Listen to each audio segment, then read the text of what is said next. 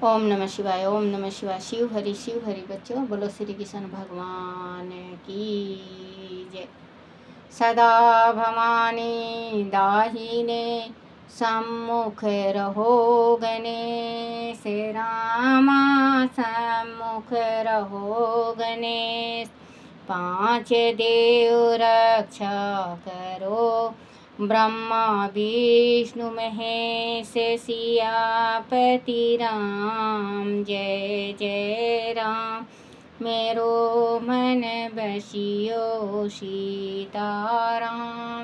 बोलो सिया राम की जय, गणेश भगवान की जय, शिव पुराण की जय। शिव पुराण में सुत जी बोले, सोनक, अब शिव पुराण सुनने का व्रत लेने वाले पुरुष के लिए जो नियम है उन्हें भक्ति पूर्वक सुनो। नियम पूर्वक इस श्रेष्ठ कथा को सुनने से बिना किसी विघ्न बाधा के उत्तम फल की प्राप्ति होती है। जो लोग दीक्षा से रहित हैं उनका कथा श्रवण में अधिकार नहीं है। अंत मुनि कथा सुनने की इच्छा वाले सब लोगों को पहले वक्ता से दीक्षा ग्रहण करनी चाहिए। जो लोग नियम से कथा सुने उसको ब्रह्मचार्य से रहना, भूमि पर सोना,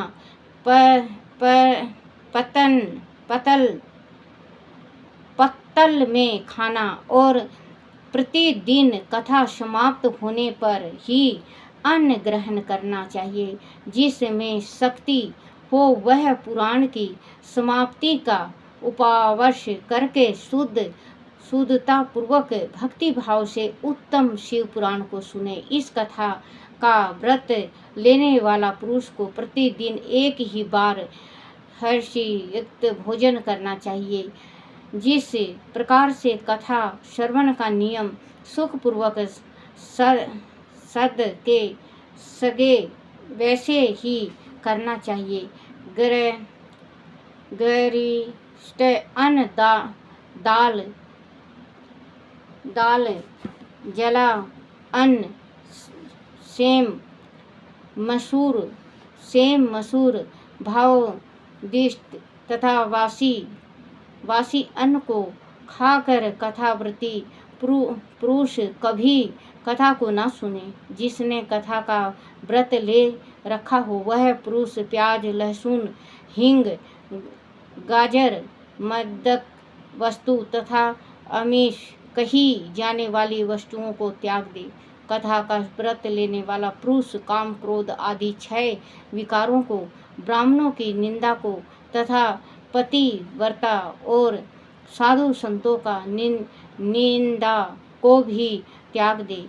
कथाव्रती पुरुष प्रतिदिन सत्य, सोच, दया, मौन, सरलता, विनय तथा हार्दिक उदारता इन 7 गुणों को सदा अपनाए रहे। श्रोता निष्काम हो या सकाम वह नियम पूर्वक कथा सुने। सबका सकाम पुरुष अपनी अभीष्ट कामनाओं को प्राप्त करता है और निष्काम पुरुष मोक्ष पा लेता है।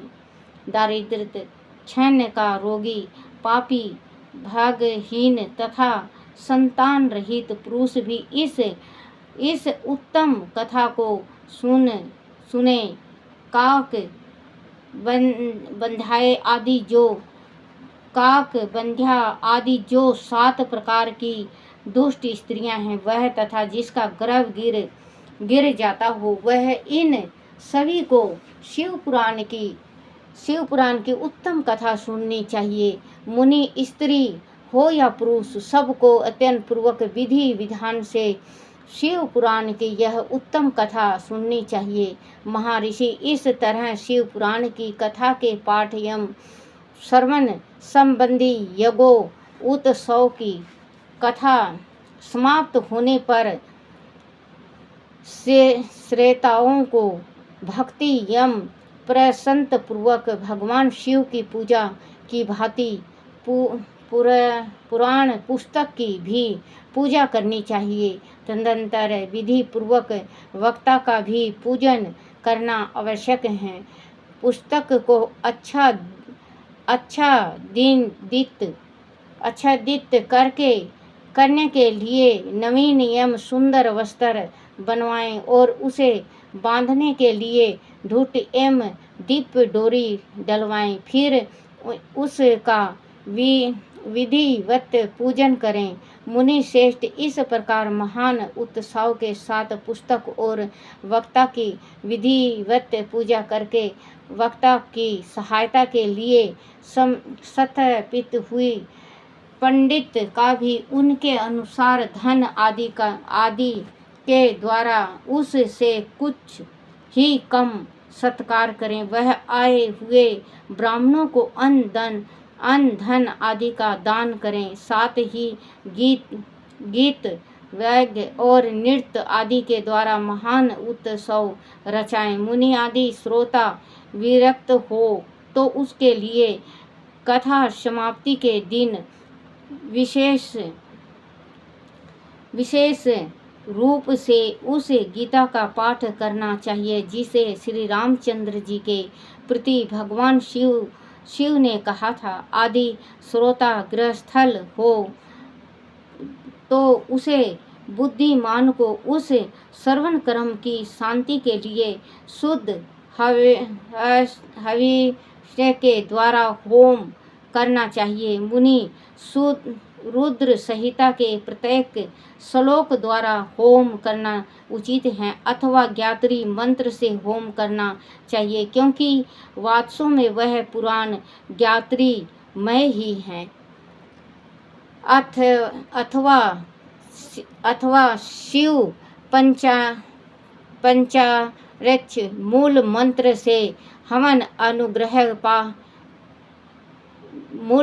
से हवन करना उचित है। होम करने की शक्ति न हो तो विद्वान पुरुष यथाशक्ति हवन का ब्राह्मण को दान करें।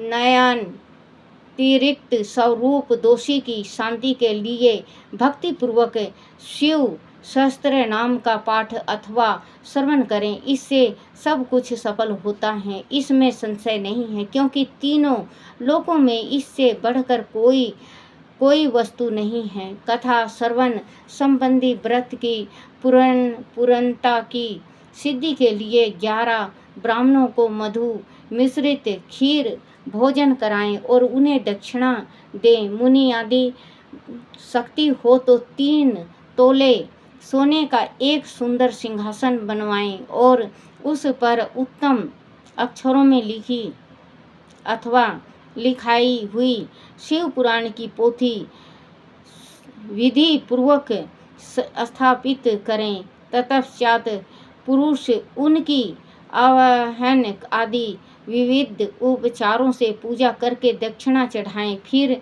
जितेंद्रियां आचार्य का वस्त्र आभूषण एवं गंध आदि से पूजन करके दक्षिणा सहित वह पुस्तक उन्हें अर्पित कर दें।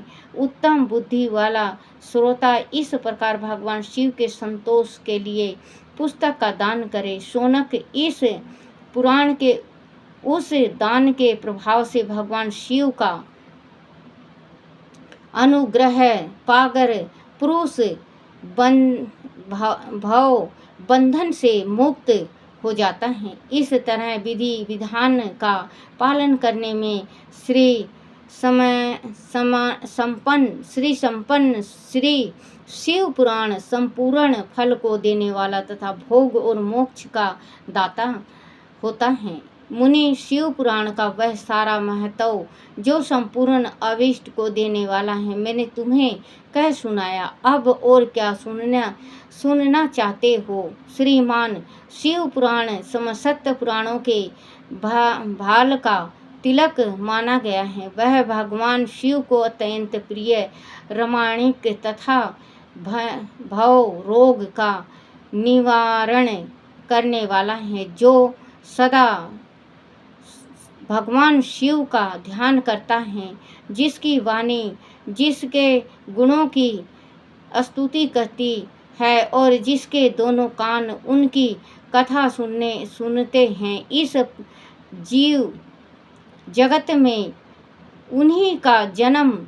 लेना सफल है। वह निश्चय ही संसार सागर से पार हो जाते हैं। भिन्न भिन्न प्रकार के समसत गुण जिनके सच्चिदानंदमय स्वरूप का कभी स्पर्श नहीं करते, जो अपनी महिमा से जगत के बाहर और भीतर भासमान है, तथा जो मान के बाहर और भीतर वाणी एवं मनोवृत्ति रूप से प्रकाशित होते हैं, उन आनंद घन रूप परम शिव की मैं शरण लेता हूँ। बोलो शिव पार्वती की जय।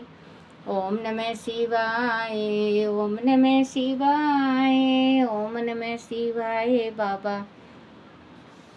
ओम नमः शिवाय, ओम नमः शिवाय शंभु, ओम नमः शिवाय, ओम नमः शिवाय भोले, ओम नमः शिवाय। शिवाय नमो, शिवाय नमो, शिवाय नमो, शिवाय नमो। ओम